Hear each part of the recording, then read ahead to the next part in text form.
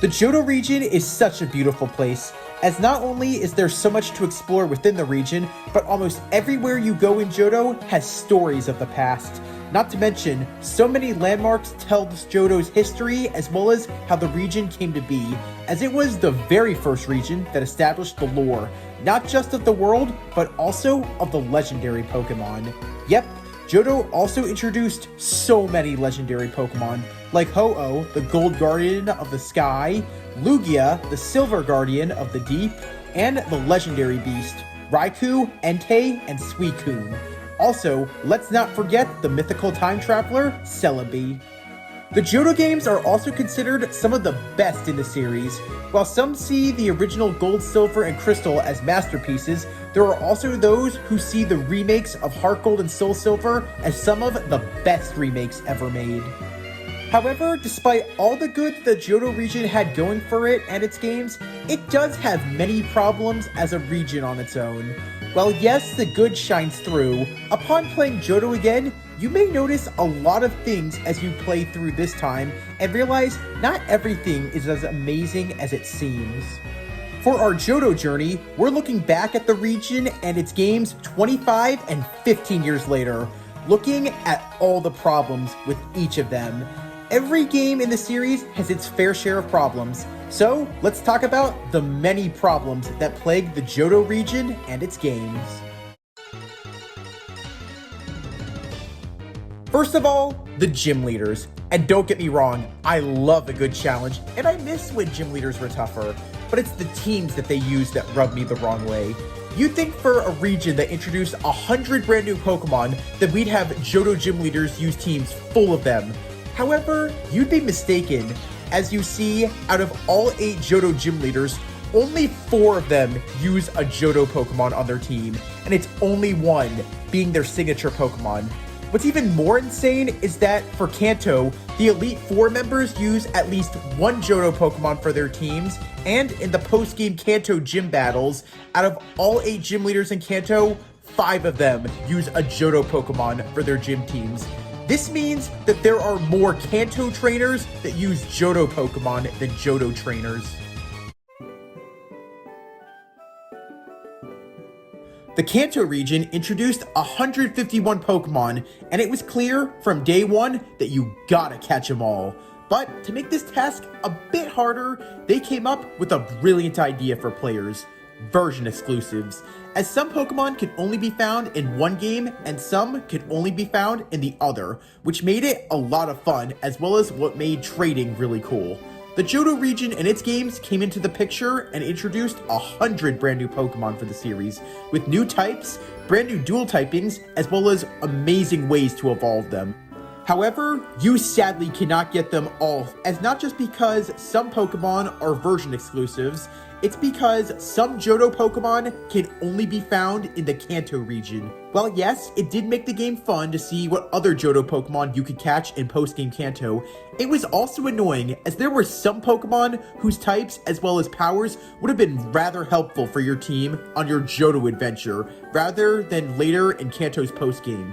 Also, not to mention, there's a few Johto Pokemon that cannot be obtained until you get all 16 badges and go to Mount Silver, as well as its cave. While Johto was really kind to introduce 2 brand new typings to the world of Pokemon, being both the Dark type and the Steel type, we do have a major problem with both of these typings. For the Steel types, it was the limited moves, as there were only 3 Steel-type moves at the time of Gen 2, and also only 3 out of the 6 Steel-type Pokemon could learn them. But what was also more annoying is by the time any Pokemon could learn the Steel-type move, regardless of being a Steel-type Pokemon, none of the trainers that specialized in the typings that Steel was super effective were on were even left. But what also made Steel-type even worse is, despite it being a defensive type, there were no defense Steel-type moves until Generation 3. Now for Dark-type, that's a whole other story. Despite the new typing, Umbreon was the only Dark-type Pokemon that you could obtain in the Johto region, and that was through evolution, as all the other Dark-type Pokemon were locked in post-game Kanto, and could only be found at night. It's honestly ridiculous that a whole new typing was introduced, and yet you were only given access to just one of them. That would be like when Kalos introduced the fairy typing, however, you could only get Sylveon, as all the other fairy types you could not obtain until the post-game in Friend Safari. Granted, yes, you could trade with a friend to get a dark typing, however, here's the other problem with that. Your friend or another person would have had to beat the game first in order for you to even get access to a dark type for your first part of the adventure. Despite my anger towards dark and steel type Pokemon in the early days, this is actually just more of a Gen 2 Johto problem. As for Gen 4 Johto, that problem no longer exists, as there were plenty of other dark and steel type Pokemon introduced over the years. So yeah, you could easily trade from any of the other DS games. So, do you need a dark type or a steel type Pokemon? No problem, just play any of the Sinnoh games and trade it over.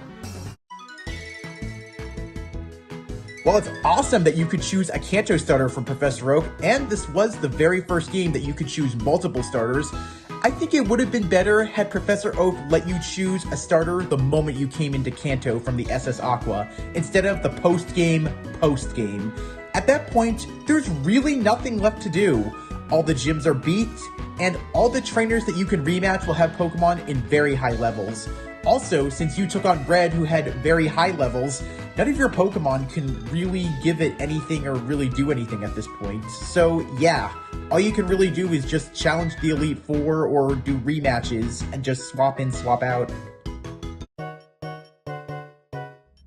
The evolution stones are also a problem. Remember how generous Kanto was at Celadon department store and they let you buy as many evolution stones as you wanted? In Gold and Silver, you can only get one of each. However, in Crystal, as well as in the remakes, you can actually get more stones from having rematch battles with trainers on the match call. However, it's a very rare chance. The Johto region introduced 3 great starters for you to choose on your journey. However, your choice of starter also determines of how challenging your journey will be, as the Chikorita, Bayleaf, and Meganium line is one of the hardest to raise in all of Johto. Unlike Cyndaquil, Quilava, and Typhlosion, as well as Totodile, Croconaut, and Feraligatr, who have no disadvantages to any gym leaders in the Johto region, Chikorita, Bayleaf, and Meganium are disadvantaged to 3 different gym leaders of Johto, as they're weak to Falconer's Flying-type gym, as well as Bugsy's Bug-type gym, and Price's Ice-type gym. This was the very first line to have no advantages over any gym leader of the region. The Kanto region and games introduced 3 fossils, the Dome Fossil, the Helix Fossil, and the Old Amber, which when revived would also bring back some cool prehistoric Pokemon. As a fossil fanatic, it's annoying that there are no fossils to be found in any of the 3 Johto games, despite them all being part of the Pokedex. Granted, it is understandable, seeing that the volcano destroyed Cinnabar Island as well as the fossil lab with it. You could use the time capsule to trade a Pokemon from Gen 1 over to Gen 2, but you could not let them hold items, as at the time, all 3 fossils were key items. Also, you need 2 Game Boys or someone that's willing to trade between regions with their Game Boy. Heart Gold and Soul Silver thankfully made it possible to now find fossils in the Johto region by using Rock Smash at the ruins of Alph, and sometimes at Cliff Cave, where you would sometimes get lucky and find them in the rubble. However, another serious problem does come into play. After getting the fossils, you need to wait till post-game till you can go to the Pewter City Museum of Science to revive your fossils. So while one problem was fixed, unfortunately another problem arose. And if you were like me, who loved prehistoric power on your team, you gotta wait a very long time before you can use it. But the Celebi problem just might be the biggest flaw of all of the Johto games. If you played any North American copy of Gold, Silver, and Crystal, there was no way to complete your Pokedex, as you needed the GS Ball event and to go to the Ilex Force. But this fall, an event never came to the US. So, not only could you not summon Celebi, your Pokedex would never be fully completed. Thankfully, this problem was eventually solved, but it took 17 years until the 3DS and 2DS versions of Gold and Silver came out. And thankfully, every game now on those games can be completed, especially with a complete Pokedex. All in all, I still think that the Johto region is a beautiful place. However, it does have a lot of problems going into it. Thankfully, a lot of those problems were fixed as time's gone on, but still, I'd say that between all 5 of its games, this game has a lot of things that need to be improved if we ever want to go back to the Johto region.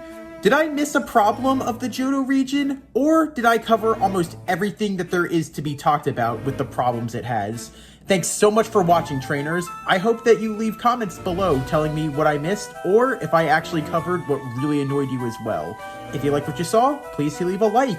And if you want to see more videos like this, or you want me to make another video like this, then please subscribe to the channel and let me know.